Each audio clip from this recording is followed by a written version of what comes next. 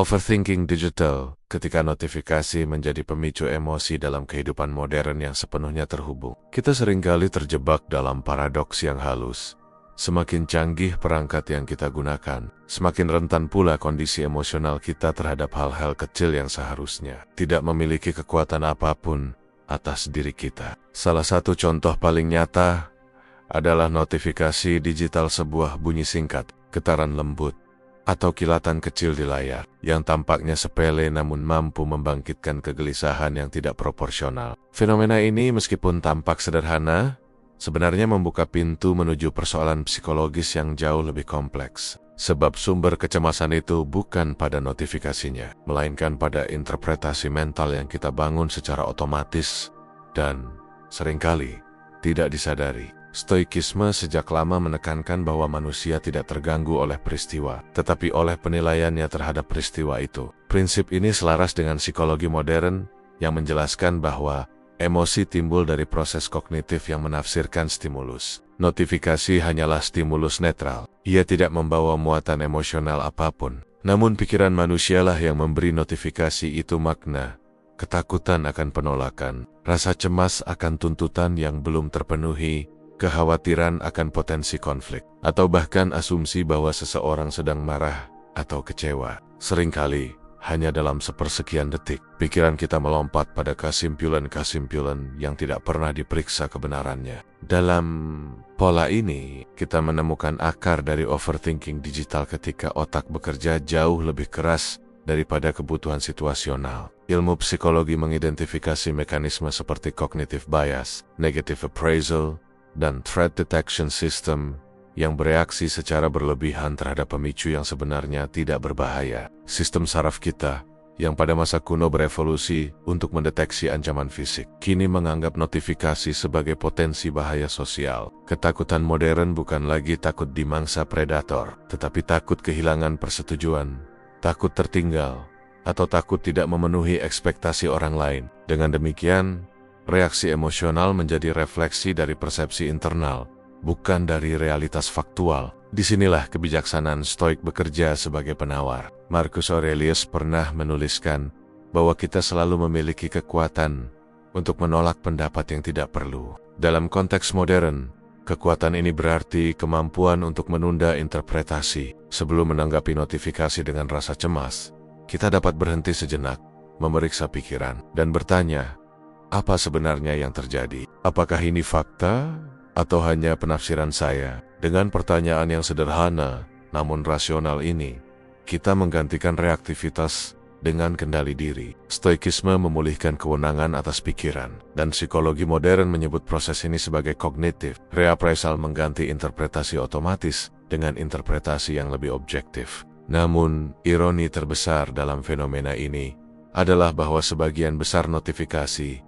tidak memerlukan respon cepat, atau bahkan tidak memerlukan respon sama sekali. Meski demikian, kita menerimanya sebagai sinyal urgensi, seolah-olah setiap pesan adalah permintaan mendesak yang tidak boleh diabaikan. Inilah bentuk distorsi modern. Kita memberi makna lebih besar daripada yang layak. Ketika pikiran dipenuhi asumsi, hidup pun bergerak mengikuti tekanan yang bukan berasal dari kenyataan, melainkan dari cerita yang kita ciptakan sendiri. Stoikisme mengingatkan bahwa kebebasan emosional lahir dari kesadaran bahwa pikiran dapat dipilih. Kita selalu memiliki ruang untuk jeda, ruang untuk menafsirkan ulang, dan ruang untuk menetapkan batas. Ketika kita menyadari bahwa notifikasi hanyalah tanda, bukan ancaman, maka kita merebut kembali ketenangan kita. Dengan cara ini, kita tidak lagi hidup dalam reaksi spontan, melainkan dalam kendali rasional yang memperkuat ketahanan mental di tengah derasnya gangguan digital. Dengan memahami bahwa emosi dimulai dari interpretasi, bukan dari fakta, kita memulihkan hubungan sehat dengan dunia digital. Dan pada akhirnya, kita tidak lagi menjadi budak dari kilatan kecil di layar, tetapi menjadi penguasa atas pikiran yang menafsirkannya. FOMO dan distorsi kognitif dalam dunia media sosial, dalam lanskap sosial modern yang sepenuhnya terhubung dan bergerak cepat. Kita hidup dalam arus informasi yang tidak pernah berhenti. Setiap saat, ada pesta yang sedang berlangsung, pencapaian yang sedang dirayakan, perjalanan yang sedang dinikmati, atau keberhasilan yang sedang diumumkan. Semua terlihat gemerlap, indah, dan seolah jauh lebih menyenangkan dibandingkan kenyataan yang kita jalani. Dari sinilah lahir fenomena emosional yang semakin sering menghantui generasi ini. FOMO, fear of missing out, sebuah ketakutan yang tidak dibangun oleh fakta, tetapi oleh imajinasi yang dipicu oleh interpretasi kita sendiri. FOMO bukanlah produk dari realitas, melainkan hasil konstruksi mental yang diperbesar oleh media sosial. Ketika kita melihat kehidupan orang lain melalui layar, kita seringkali lupa bahwa yang terlihat bukanlah keseluruhan cerita, tetapi hanya potongan terbaik yang telah dipoles dan dipilih secara selektif. Namun pikiran manusia, seperti yang dijelaskan baik oleh filsafat Stoik maupun oleh psikologi modern, cenderung menilai gambaran sepihak ini sebagai kebenaran. Ini adalah bentuk distorsi cognitive mental filtering, comparison bias, DANG, yang bekerja serempak untuk menghasilkan ilusi bahwa hidup orang lain jauh lebih lengkap, lebih menarik, dan lebih bernilai daripada hidup kita sendiri. Stoikisme menawarkan pandangan yang sangat relevan terhadap fenomena ini. Para filsuf Stoik menekankan bahwa penderitaan emosional muncul bukan dari keadaan luar, tetapi dari penilaian kita mengenai keadaan tersebut. Melihat seseorang berlibur tidak seharusnya melahirkan rasa kurang atau terbelakang. Mendapati orang lain mendapatkan pencapaian bukanlah ancaman atas nilai diri kita. Yang menimbulkan rasa minder atau kecemasan adalah interpretasi yang kita berikan. Aku tertinggal, hidupku membosankan, semua orang bahagia kecuali aku. Dalam jarak yang sangat cepat, pikiran menciptakan narasi yang tidak pernah diperiksa kebenarannya. Dan narasi itulah yang menjerat kita dalam lingkaran emosional yang melelahkan. Psikologi modern memperkuat hal ini dengan temuan ilmiah. Yang jelas, FOMO berakar pada self-worth, dependensi kecenderungan untuk menilai nilai diri berdasarkan perbandingan sosial. Ketika standar eksternal menjadi kompas harga diri, setiap unggahan orang lain berubah menjadi pengingat akan kekurangan diri. Otak bereaksi dengan stres, kecemasan, dan perasaan tidak cukup. Padahal, jika dilihat secara objektif, kehidupan orang lain tidak mengambil apapun dari kita. Yang meresahkan bukan realitasnya, tetapi tafsir yang kita bangun di kepala kita. Dalam monolog batin yang tidak pernah terdengar namun terus berlangsung, kita membangun konsep bahwa menjadi tertinggal secara sosial adalah bentuk kegagalan. Dan melalui mekanisme inilah FOMO berkembang menjadi semacam kecemasan eksistensial. Kita merasa hidup kita kurang berarti hanya karena tidak terlihat seperti kehidupan orang lain. Padahal, kehidupan yang ditampilkan di layar adalah representasi, bukan kenyataan yang utuh. Stoikisme memberi alternatif, mengalihkan fokus dari dunia luar yang tidak dapat kita kendalikan, menuju dunia internal yang sepenuhnya berada dalam kewenangan kita. Alih-alih membandingkan, Stoik mendorong kita untuk merenungkan apa yang berada dalam kendali kita: karakter, tindakan, dan nilai yang kita pilih. Ketika perhatian dipusatkan pada diri, bukan pada kilatan kehidupan orang lain, efek FOMO melemah. Kita mulai melihat bahwa apa yang tampak mengagumkan di luar tidak mengurangi makna dari kehidupan yang kita jalani. Dalam terminologi psikologi modern, proses ini dikenal sebagai cognitive reappraisal, yakni kemampuan mengubah cara menafsirkan situasi sehingga emosi yang muncul menjadi lebih sehat. Ketika seseorang mampu mengatakan, unggahan itu hanyalah momen, bukan keseluruhan hidup, atau kebahagiaan mereka tidak mengancam jalanku,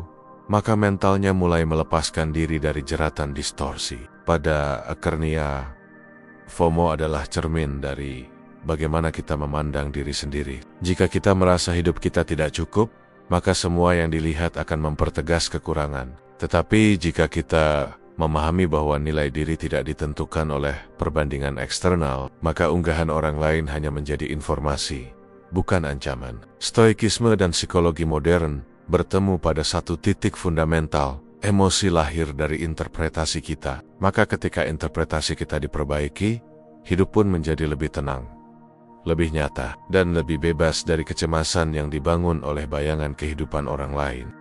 Misinterpretasi teks cat ketika oke terasa seperti penolakan di era komunikasi digital. Manusia berinteraksi melalui medium yang miskin konteks. Huruf-huruf yang muncul di layar tidak membawa gestur, ekspresi wajah, nada suara, atau ritme ucapan yang biasanya membantu menafsirkan maksud seseorang. Kita hidup dalam dunia percakapan instan yang meski tampak sederhana, sebenarnya membuka medan psikologis yang rumit. Salah satu contohnya adalah fenomena ketika sebuah kata pendek seperti "oke", "iya", atau "nanti" dapat memicu kecemasan, salah paham, bahkan konflik emosional. Dalam konteks ini, stoikisme dan psikologi modern kembali bertemu pada kesimpulan yang sama.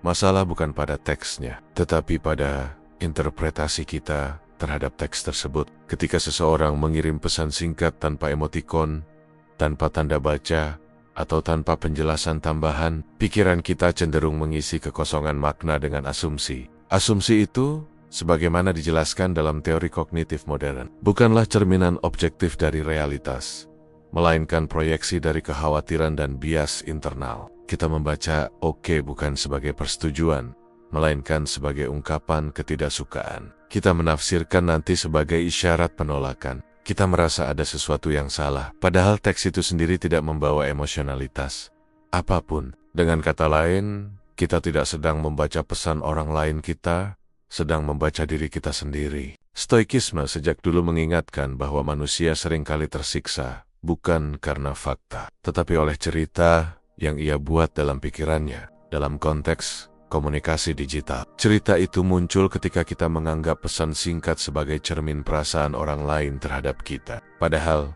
pesan itu hanyalah susunan huruf. Makna emosionalnya hanyalah hasil konstruksi pikiran kita. Kita jarang mempertimbangkan kemungkinan bahwa orang tersebut sedang sibuk, lelah, terburu-buru, atau hanya ingin mengirim jawaban paling efisien. Kita hanya mengikuti naluri emosional yang cepat menafsirkan noise sebagai ancaman. Psikologi modern mengidentifikasi pola ini sebagai projection bias dan negative interpretive bias, dua mekanisme mental yang membuat kita mengisi ruang kosong dengan tafsir negatif. Dalam komunikasi langsung, kita dapat melihat senyum, mendengar nada lembut, atau mengamati bahasa tubuh yang menenangkan. Tetapi dalam teks, tidak ada petunjuk semacam itu. Maka otak mengisi kekosongan dengan imajinasi. Sayangnya, imajinasi manusia secara default condong pada skenario negatif, terutama ketika hubungan atau harga diri kita terlibat. Inilah mengapa misinterpretasi teks seringkali lebih melelahkan daripada percakapan langsung.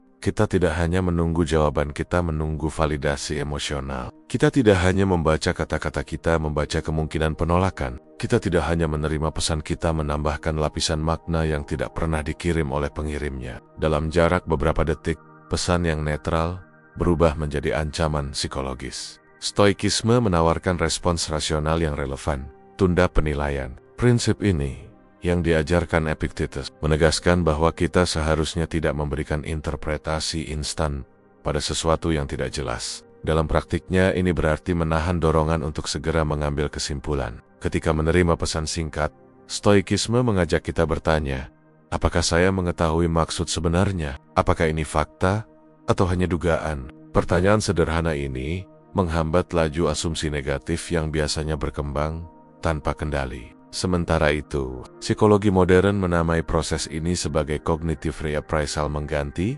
tafsir spontan dengan tafsir yang lebih logis. Alih-alih langsung merasa ditolak, kita mencoba menimbang alasan-alasan lain. Mungkin pengirim sedang bekerja, mungkin ia sedang tidak ingin mengetik panjang, mungkin ia hanya ingin menyelesaikan percakapan dengan efisien. Ketika pikiran diberi ruang untuk berpikir jernih, emosi pun mereda. Fenomena misinterpretasi pesan teks mengungkapkan satu hal penting tentang manusia modern. Kita seringkali lebih sensitif terhadap imajinasi kita sendiri daripada terhadap kenyataan. Kita membiarkan ruang kosong diisi oleh rasa takut, bukan oleh logika. Padahal ketenangan hidup seringkali ditentukan oleh kemampuan untuk menunda tafsir, bukan oleh kemampuan untuk merespons cepat. Dengan menyadari bahwa emosi lahir dari interpretasi, kita belajar untuk memperlambat proses itu. Kita mulai melihat teks apa adanya, bukan sebagai sinyal ancaman. Dengan demikian, kita mengurangi konflik yang tidak perlu, mengurangi kecemasan yang diciptakan oleh asumsi, dan memulihkan hubungan yang mungkin terganggu oleh kesalahpahaman semata. Pada akhirnya, kebijaksanaan stoik membantu kita menjadi lebih jernih, sementara psikologi modern membantu kita menjadi lebih sadar. Dan keduanya mengingatkan bahwa ketenangan tidak datang dari pesan yang panjang atau jelas, tetapi dari pikiran yang mampu melihat lebih dari sekadar kata-kata yang tertulis di layar. Krisis identitas di era perfeksionisme online di tengah gemerlap dunia digital yang tak henti memamerkan pencapaian, keindahan, dan kesempurnaan yang nyaris tanpa cacat. Manusia modern hidup dalam tekanan yang jauh lebih halus, namun lebih menggerogoti. Tekanan itu bukan berasal dari tuntutan eksternal yang nyata, melainkan dari standar imajiner yang terbentuk melalui perbandingan sosial yang terus-menerus. Kita hidup di zaman ketika identitas pribadi tidak lagi dibangun dari nilai batin, melainkan dari citra yang diterima publik. Dunia maya telah menciptakan ilusi bahwa setiap orang selalu bahagia, produktif, sukses, dan menarik. Dan ironisnya, ilusi itu menuntut kita untuk menunjukkan hal yang sama, seakan nilai diri hanya sah jika terlihat sempurna di depan orang lain. Dalam atmosfer seperti ini, krisis identitas berkembang bukan sebagai gejala ekstrem, tetapi sebagai pengalaman sehari-hari. Banyak orang merasakan tekanan untuk menjadi versi ideal dari dirinya sendiri, versi yang seringkali tidak autentik dan tidak realistis. Kita terdorong untuk menyusun citra yang dapat diterima, disukai, dan dikagumi, meskipun citra itu tidak mencerminkan kondisi batin atau kenyataan hidup kita. Hal ini menimbulkan jurang emosional antara siapa kita sebenarnya dengan siapa yang kita tampilkan. Jurang itu dalam jangka panjang menimbulkan rasa lelah, cemas, dan hampa. Stoikisme memberikan perspektif yang sangat kontras dengan tekanan modern ini. Para filsuf Stoik menekankan bahwa nilai diri berasal dari karakter, bukan tampilan, dari tindakan yang benar, bukan pengakuan, dari integritas batin, bukan penilaian eksternal. Bagi mereka, manusia seharusnya tidak menyerahkan kendali atas identitasnya kepada opini orang lain. Epictetus mengatakan bahwa hal yang berada di luar kendali kita tidak seharusnya memengaruhi ketenangan jiwa. Dalam konteks sekarang, ini berarti likes, komentar, validasi digital, dan ekspektasi sosial tidak pantas memiliki kekuasaan untuk menentukan nilai diri kita. Psikologi modern memperkuat hal ini dengan menjelaskan bahwa ketergantungan pada validasi eksternal atau self-worth contingency dapat memicu kecemasan, depresi, dan ketidakpuasan hidup. Ketika seseorang mengikat rasa berharganya pada pencitraan atau respon sosial, ia menempatkan kebahagiaannya di tangan dunia luar yang tidak stabil. Identitas yang dibangun dari perbandingan tidak pernah kokoh, karena selalu ada orang lain yang lebih cantik, lebih sukses, lebih pandai, atau lebih beruntung. Dengan demikian, standar kesempurnaan online menciptakan labirin emosional tanpa akhir. Semakin kita mengejar pengakuan, semakin kita kehilangan diri. Dalam monolog batin banyak orang, terdapat dialog yang diam-diam namun menyiksa.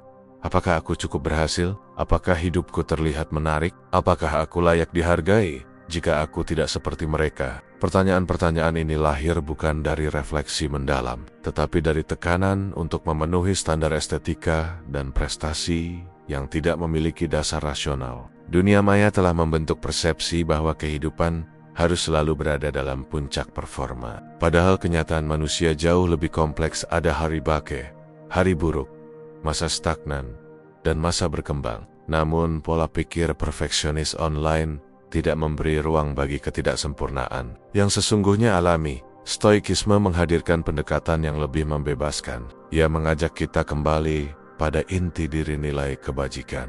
Stoikisme menekankan aret, yaitu keutamaan moral seperti keberanian, kejujuran, kedamaian batin, dan kebijaksanaan. Nilai-nilai ini tidak terlihat di layar, tetapi tertanam dalam karakter. Ketika identitas dibangun berdasarkan apa yang benar secara moral, bukan apa yang terlihat mengagumkan, maka kita melepaskan diri dari belenggu perbandingan sosial. Kita mulai hidup lebih apa adanya, lebih jujur terhadap diri sendiri, dan lebih tenang dalam menghadapi ekspektasi publik.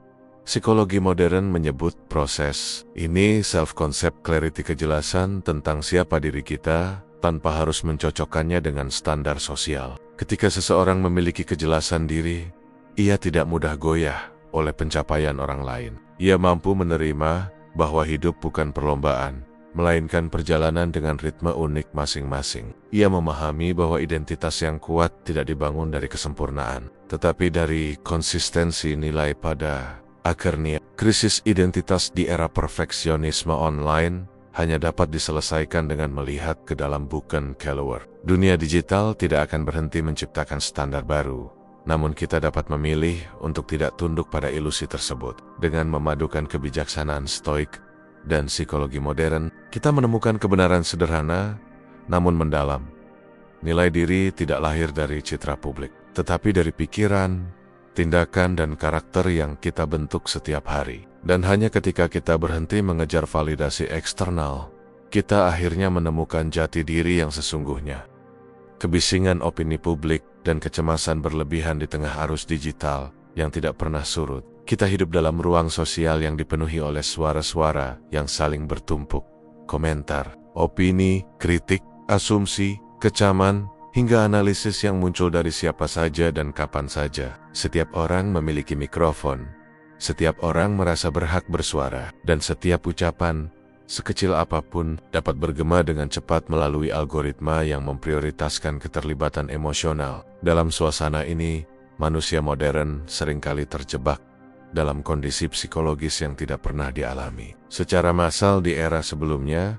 Ketakutan terhadap opini publik, bahkan ketika opini itu tidak berdampak langsung pada hidupnya. Fenomena ini bukan sekadar persoalan teknis dari interaksi digital. Ini adalah cermin dari kerentanan psikologis kita terhadap penilaian eksternal. Ketika melihat komentar negatif, nada sinis, atau kritik yang ditujukan pada konten seseorang meski bukan ditujukan kepada kita pikiran, kita seringkali terpicu untuk bertanya, bagaimana jika aku yang jadi target? Atau bagaimana jika orang berbicara buruk tentangku? Disinilah muncul kecemasan yang tidak berasal dari fakta, melainkan dari interpretasi terhadap apa yang mungkin terjadi. Kita hidup dalam beyang-beyang kemungkinan penilaian, bukan dalam kebenaran realitas. Stoikisme memberikan pencerahan yang relevan untuk fenomena ini. Para filsuf stoik sejak ribuan tahun lalu telah menekankan bahwa pendapat orang lain berada di luar kendali kita, dan karena itu tidak seharusnya memiliki kekuasaan untuk mengganggu ketenangan batin. Marcus Aurelius menyatakan bahwa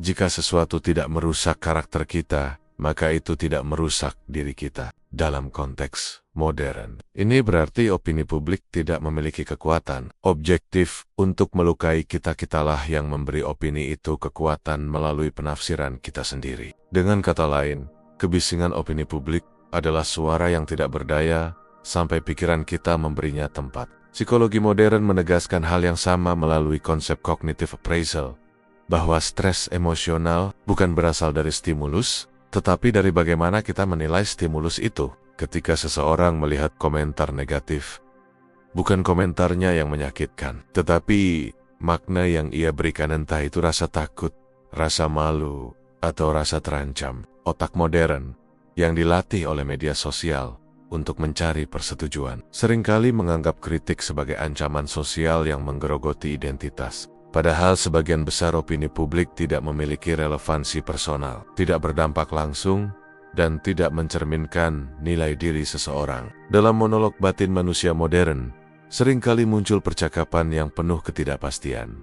Apakah orang akan menyukai ini? Bagaimana jika aku terlihat bodoh? Apa yang mereka pikirkan tentangku? Pertanyaan-pertanyaan ini tumbuh bukan dari kenyataan, tetapi dari ketidakmampuan untuk melepaskan diri dari penilaian eksternal. Kita seolah hidup di panggung publik yang tidak pernah mati lampu, dan setiap tindakan terasa seperti performa yang harus sempurna. Kecemasan ini menjadi lebih kuat, karena kita melihat bagaimana opini publik seringkali membentuk drama, memicu kontroversi, dan memperburuk kesalahpahaman di berbagai platform. Ketika melihat orang lain diserang, kita secara tidak sadar merasa itu bisa terjadi pada kita. Stoikisme menawarkan jalan keluar yang rasional dan membebaskan. Ia mengajarkan kita untuk memisahkan hal yang bisa dikendalikan dari hal yang tidak bisa dikendalikan. Opini orang lain termasuk kategori kedua. Ketika kita menginternalisasi pemahaman ini, kita tidak lagi bereaksi secara berlebihan terhadap kebisingan yang datang dari luar. Kita menyadari bahwa nilai diri tidak berubah hanya karena seseorang memberikan penilaian negatif.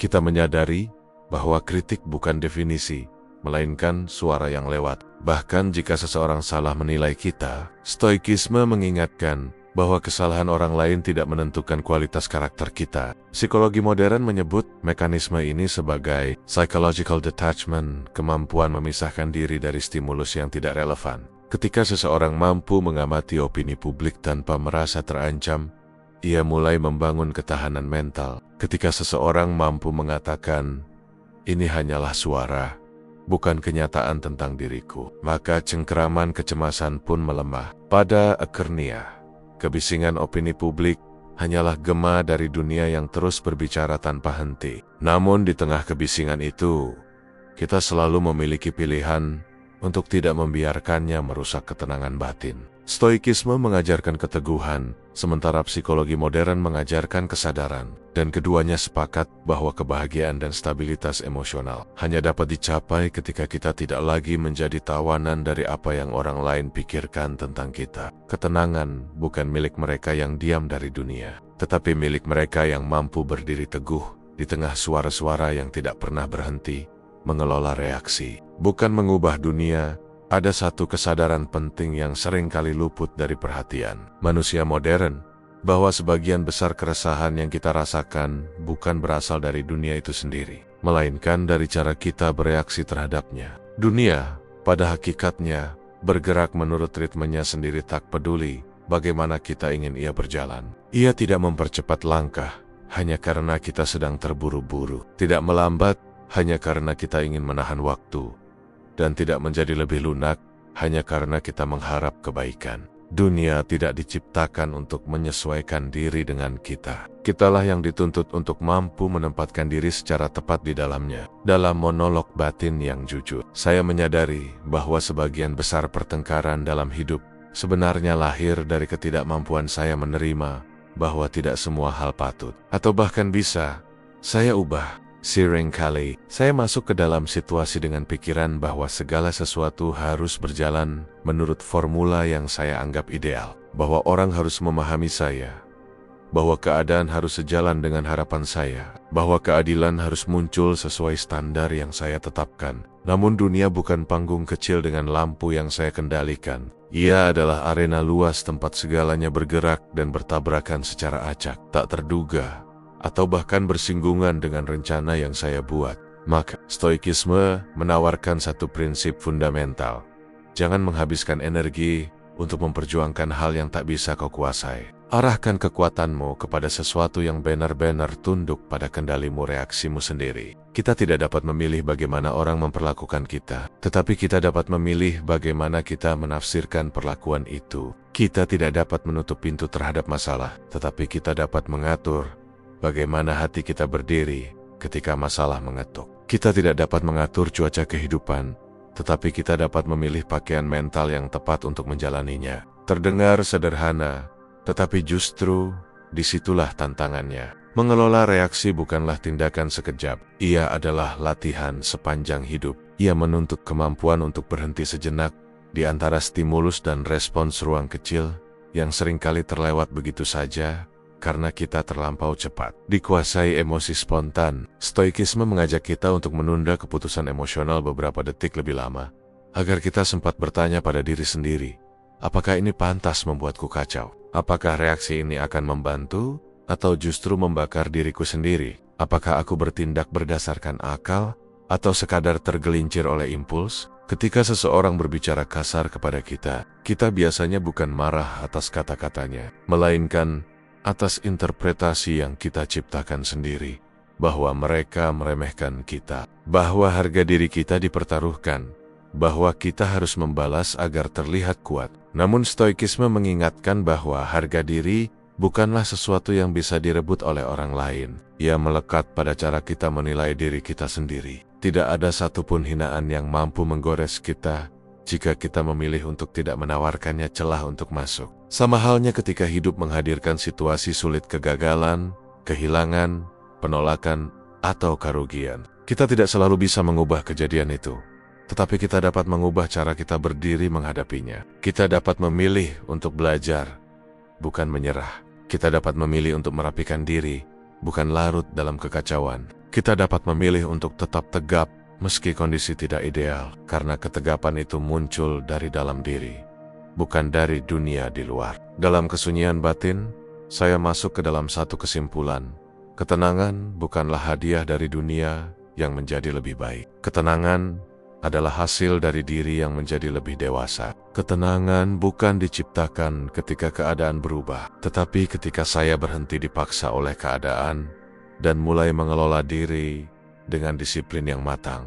Inilah perjalanan panjang menuju kebijaksanaan, bukan mengubah dunia yang porak-poranda di luar, tetapi mendisiplinkan dunia kecil di dalam diri yang selama ini terlalu bising. Itulah hakikat dari poin ini. Kendalikan reaksi, maka dunia yang tampak kacau pun tidak lagi mampu merenggut ketenanganmu. Memandang waktu sebagai guru, bukan musuh dalam kesunyian pikiran. Saya sering merenungkan bahwa waktu adalah satu-satunya hal yang tidak pernah bisa saya beli kembali. Tidak pernah bisa saya percepat dan tidak pernah bisa saya tunda. Ia berjalan dengan tempo yang sama. Entah saya sibuk atau lengang, entah saya gembira atau tenggelam dalam muram. Namun anehnya, manusia kerap memperlakukan waktu seolah ia adalah musuh yang terus mengejar. Padahal kenyataannya, waktu tidak pernah menantang siapapun. Waktu hanya berjalan. Kitalah yang sering melawan arusnya, memaksa diri untuk berlari lebih cepat dari kemampuan mental kita, menginginkan hasil tanpa proses, atau menginginkan perubahan dalam diri tanpa kesabaran untuk tumbuh. Di titik ini, saya perlahan memahami bahwa stoikisme mengajarkan sesuatu yang sangat subtle tetapi kuat, bahwa waktu bukan musuh yang harus dikejar atau dilawan, melainkan guru yang mengajar melalui kesabaran, kedewasaan, dan disiplin. Ia bukan pedang yang mengancam, melainkan tangan yang menuntun. Namun, tangan itu tidak memaksa. Ia hanya menunjukkan arah, dan apakah saya ingin mengikuti atau tidak, sepenuhnya kembali kepada saya. Jika saya memandang waktu sebagai musuh, saya akan terjebak dalam ilusi urgensi. Saya akan merasa terlambat, merasa harus cepat, merasa harus segera mencapai sesuatu sebelum saya kehilangan momentum yang saya ciptakan sendiri. Dari sinilah lahir kecemasan modern, rasa bahwa saya tertinggal dari orang lain, bahwa hidup orang lain lebih cepat, lebih berhasil, lebih teratur. Padahal, saya tidak pernah benar-benar tahu apa yang sedang mereka perjuangkan, apa yang mereka sembunyikan, atau apa yang mereka korbankan. Dan waktu, dalam kebijaksanaannya, tidak pernah memaksa saya untuk menyamakan langkah dengan siapapun selain diri saya sendiri. Sebaliknya, ketika saya memandang waktu sebagai guru, saya belajar untuk bersabar terhadap diri sendiri. Saya belajar menerima bahwa pertumbuhan tidak pernah terjadi dalam satu malam, bahwa perubahan dalam karakter, dalam pemikiran, atau dalam cara saya menghadapi hidup adalah sebuah proses yang membutuhkan jatuh bangun, pengulangan, serta kesediaan untuk menahan ketidaknyamanan. Waktu mengajar saya dengan cara yang lembut namun konsisten, bahwa tidak ada kebijaksanaan tanpa pengalaman, tidak ada ketenangan tanpa latihan, dan tidak ada kedewasaan tanpa luka yang disembuhkan. Secara perlahan, salah satu pelajaran terbesar dari waktu adalah bahwa penundaan bukan berarti kemunduran. Ada momen ketika saya merasa stagnan, seolah hidup tidak bergerak, seolah saya terjebak dalam ruang yang sama tanpa perkembangan berarti. Namun perlahan, saya mengerti bahwa waktu tidak selalu bekerja dalam garis lurus yang terlihat oleh mata. Ada pertumbuhan yang terjadi diam-diam, seperti akar pohon yang bekerja dalam senyap, jauh sebelum batangnya menjulang ke udara. Ada kebijaksanaan yang berkembang dalam keheningan, jauh sebelum kata-kata mampu merumuskannya. Dan seringkali, yang perlu saya lakukan hanyalah bertahan cukup lama untuk melihat perubahan itu muncul ke permukaan.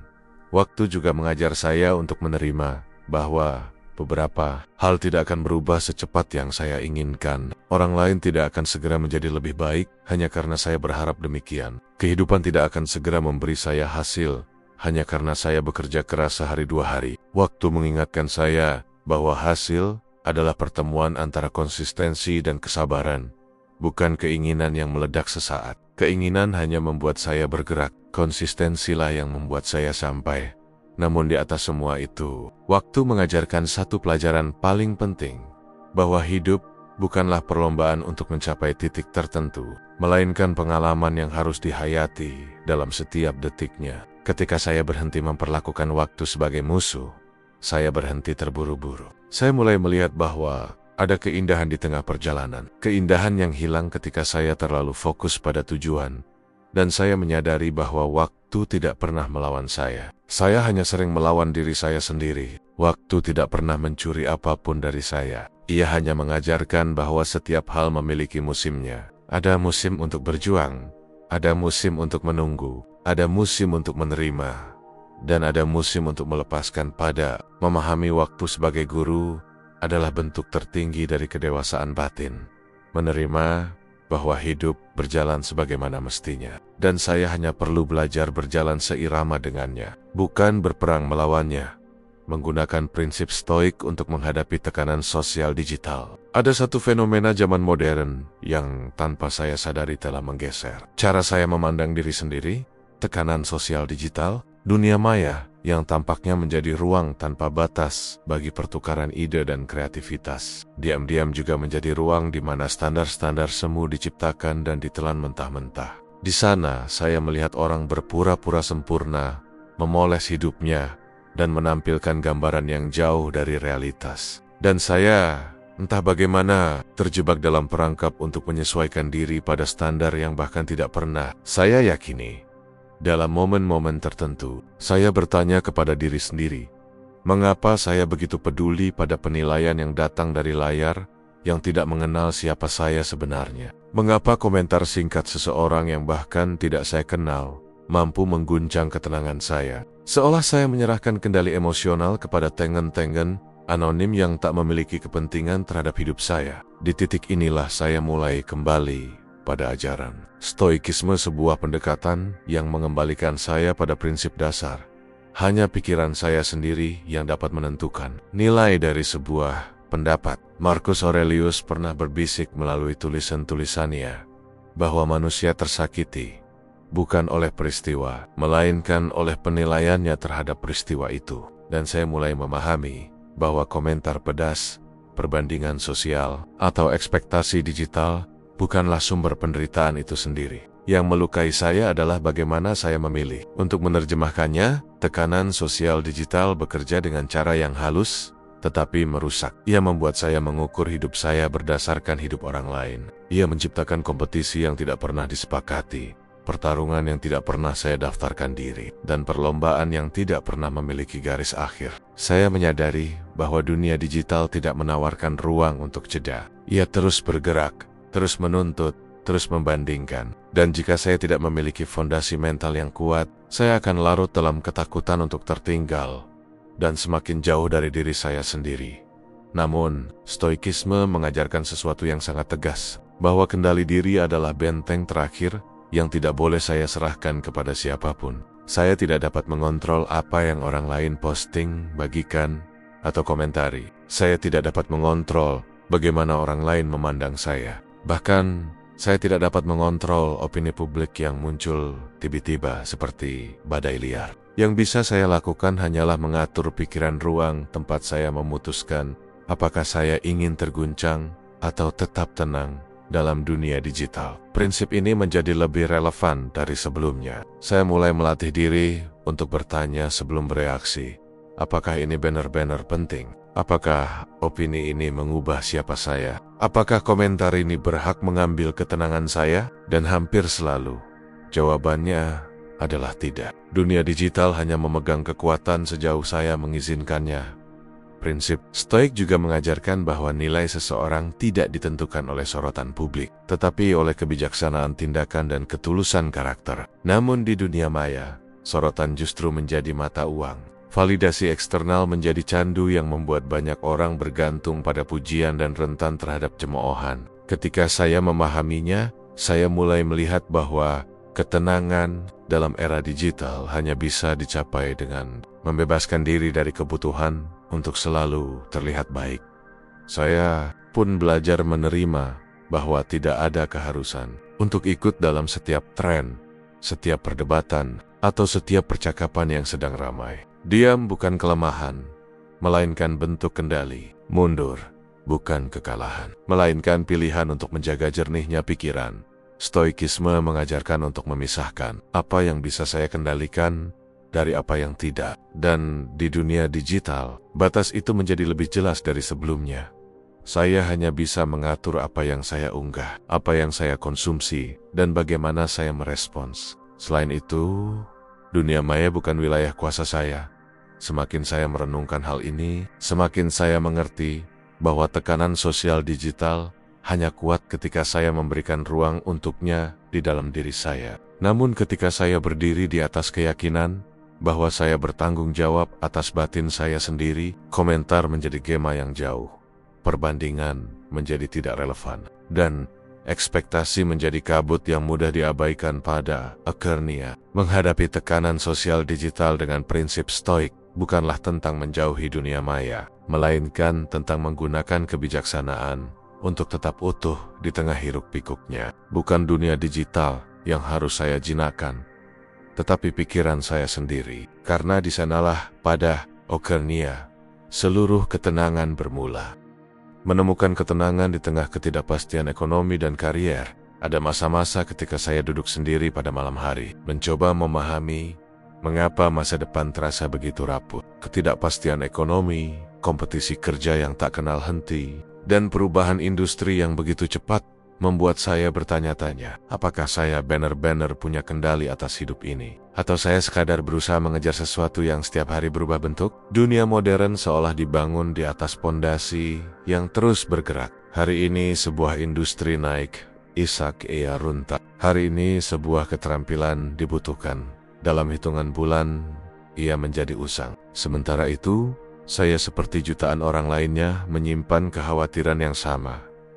Apakah saya cukup? Apakah saya mampu bertahan? Apakah jalan yang saya pilih tidak membawa saya pada kegagalan yang lebih besar? Stoikisme hadir dalam kekacauan semacam ini sebagai pengingat bahwa ketidakpastian bukanlah musuh, tetapi bagian tak terpisahkan dari perjalanan manusia. Ia mengajarkan bahwa kehidupan tidak pernah menawarkan jaminan apapun, selain satu hal, bahwa saya memiliki kendali atas tindakan, bukan hasil. Bahwa saya dapat mengendalikan usaha, bukan konsekuensi. Bahwa saya dapat mengatur cara berpikir, tetapi tidak dapat menentukan apakah dunia akan selalu berpihak. Dalam renungan yang lebih dalam, saya mulai menyadari bahwa rasa takut terhadap masa depan seringkali lahir bukan karena ancaman nyata, tetapi dari imajinasi saya sendiri. Saya membayangkan skenario buruk, membuat proyeksi yang merugikan, dan mengisi kekosongan informasi dengan ketakutan. Padahal, ketidakpastian itu sendiri, netral sayalah yang memberi warna padanya. Dan warna itu seringkali gelap. Namun stoikisme mengajarkan saya untuk memandang ketidakpastian dengan cara yang berbeda. Ia mengajarkan bahwa tidak ada yang perlu ditakuti dari sesuatu yang belum terjadi. Ia mengajarkan bahwa masa depan bukan untuk ditaklukkan, melainkan untuk dipersiapkan. Dan persiapan terbaik bukanlah meramalkan, melainkan memperkuat diri, karena orang yang kuat, batinnya akan tetap kokoh meski angin hidup berubah arah berkali-kali. Dalam menghadapi ketidakpastian karier, saya mulai mempraktikkan prinsip sederhana. Fokus pada apa yang dapat saya tingkatkan hari ini. Saya belajar bahwa mengembangkan kemampuan, menata ulang kebiasaan, memperkuat karakter, dan memperbaiki cara berpikir jauh lebih berharga daripada memikirkan perubahan besar yang mungkin terjadi. Ketika saya berfokus pada tindakan kecil yang konsisten, saya melihat bahwa kecemasan perlahan memudar. Karena tindakan, sekecil apapun, adalah penawar alami dari ketakutan yang lahir dari bayangan. Saya juga belajar menerima bahwa perubahan arah hidup bukanlah kegagalan. Banyak orang berpindah karier, memulai dari nol, atau mengubah jalur hidupnya setelah bertahun-tahun. Dan itu bukan bentuk ketidakpastian yang buruk. Itu adalah bentuk adaptasi. Wabah global, resesi ekonomi, dan pergeseran teknologi telah mengajarkan kita bahwa bertahan bukan berarti tetap di tempat yang sama, tetapi mampu menyesuaikan diri dengan keadaan baru. Ketika saya berhenti memandang karier sebagai garis lurus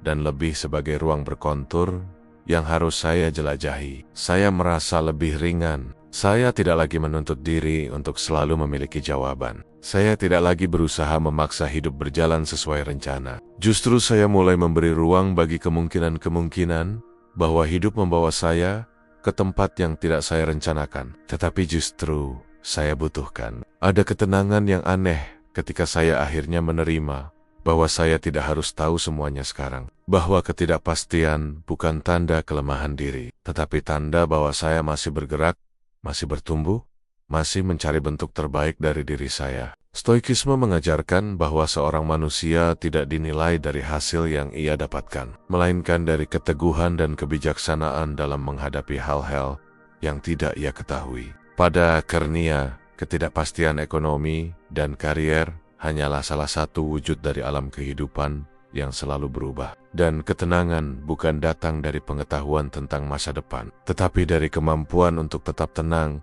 ketika masa depan tidak memberi jawaban. Itulah bentuk kedewasaan tertinggi, memiliki keberanian untuk melangkah, meski jalan di depan tidak sepenuhnya terlihat. Membangun ketahanan emosional di era overstimulasi dan informasi berlebih. Ada satu kenyataan yang semakin sulit saya abaikan. Dunia modern tidak lagi memberi ruang bagi keheningan. Setiap detik saya disuguhkan informasi baru, berita yang memanas, opini yang bertabrakan, hiburan yang tak ada habisnya, dan notifikasi yang saling berebut perhatian. Dalam arus yang tidak pernah berhenti ini, saya sering merasa seperti pikiran saya bukan lagi milik saya, tetapi milik dunia yang terus menuntut respons. Terkadang saya berhenti sejenak dan menyadari betapa mudahnya saya kehilangan kendali emosional hanya karena stimulasi berlebih. Suara-suara yang datang dari luar, baik yang berwujud pikiran orang lain, kepanikan publik, atau drama yang tidak berkaitan dengan hidup saya, seringkali menyusup masuk tanpa izin, membentuk kecemasan yang tidak pernah saya minta. Seakan-akan dunia luar telah diberi akses langsung untuk mengobrak-abrik ruang batin saya. Disinilah stoikisme memberi saya perspektif yang sangat diperlukan, bahwa ketahanan emosional tidak dibangun dalam kondisi tenang, tetapi justru dalam badai informasi dan stimulasi yang tak henti-henti. Prinsip-prinsip stoik menjadi jangkar yang saya genggam erat ketika dunia mencoba menyeret saya ke segala arah. Mereka mengingatkan saya bahwa kebisingan luar tidak akan menghancurkan saya kecuali saya membiarkannya masuk ke dalam. Saya mulai memerhatikan bahwa overstimulasi bukan hanya persoalan jumlah informasi, tetapi juga tentang bagaimana pikiran saya menanggapinya. Ada kalanya saya merasa perlu mengetahui semua hal, seolah ketidaktahuan adalah kelemahan. Saya membaca berita buruk, membuka media sosial, mengikuti perdebatan, tanpa pernah bertanya, apakah ini benar-benar perlu untuk ketenangan saya? Dan seringkali jawabannya adalah tidak. Dalam proses merenung, saya memahami bahwa ketahanan emosional tidaklah seajaib kedengarannya. Ia bukan kemampuan untuk mengabaikan dunia, melainkan kemampuan untuk tetap teguh meski dunia memaksa saya untuk goyah. Ketahanan emosional adalah seni memilih mana yang layak diterima, mana yang harus dibiarkan lewat begitu saja. Stoikisme mengajarkan konsep filter batin, sebuah mekanisme mental untuk memisahkan apa yang penting dari apa yang sekadar kebisingan. Di era modern, filter ini menjadi salah satu keterampilan paling vital. Tanpa filter, pikiran akan menjadi pasar malam yang penuh keramaian. Dengan filter, pikiran berubah menjadi ruang privat yang damai. Meski dunia di luar penuh keributan, saya mulai melatih diri untuk menghadapi stimulasi dengan kesadaran. Ketika informasi datang, saya tidak lagi langsung membiarkan diri terbawa oleh emosi. Saya berhenti sejenak, menarik napas, dan bertanya, apa yang bisa saya kendalikan di sini? Apakah ini bagian dari hidup saya, atau sekadar lalu lintas pikiran orang lain? Pertanyaan sederhana ini menjadi pagar yang membatasi agar pikiran saya tidak terseret arus yang bukan milik saya. Ada momen ketika saya menyadari bahwa dunia modern mendorong saya untuk merasa bersalah. Ketika saya memilih ketenangan, seolah-olah saya harus selalu responsif, selalu terkini, selalu terlibat. Padahal, keterlibatan tanpa batas hanya menguras energi emosional. Stoikisme mengingatkan saya bahwa menjauh dari keramaian bukan tanda ketidaktahuan, melainkan bentuk menjaga kejernihan. Saya pun belajar bahwa ketenangan tidak selalu datang dari melarikan diri, tetapi dari kemampuan untuk tetap sadar di tengah derasnya informasi. Saya mulai membangun rutinitas kecil, membatasi konsumsi berita, merapikan media sosial, memilih waktu untuk diam, serta melatih diri untuk tidak bereaksi impulsif pada apapun yang muncul. Rutinitas ini, meski sederhana, perlahan menjadi fondasi ketahanan emosional yang kokoh.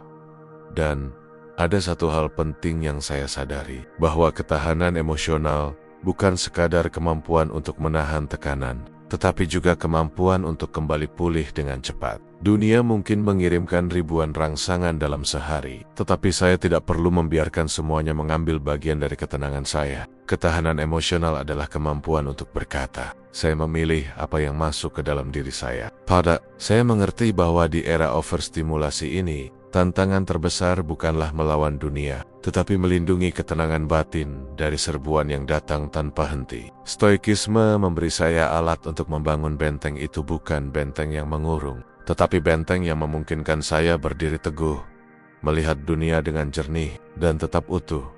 Bahkan ketika ribuan suara berusaha mengaburkan pikiran saya di tengah dunia yang tak pernah tidur. Ketahanan emosional adalah kemampuan untuk menciptakan ruang hening di dalam diri, sebuah ruang yang hanya saya sendiri yang berhak mengisinya.